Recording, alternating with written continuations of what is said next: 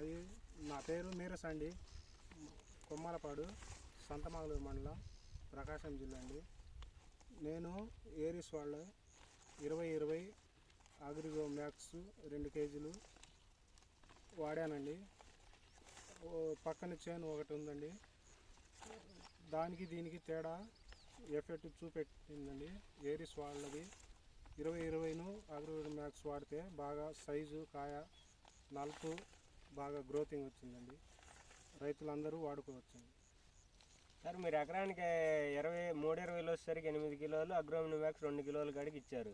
ఇచ్చాము. మీకు ఇచ్చినాక ఫ్లవర్ రావటం కానీ పెరుగుదల కానీ కాయ సైజు కానీ మీరు గమనించారా సార్?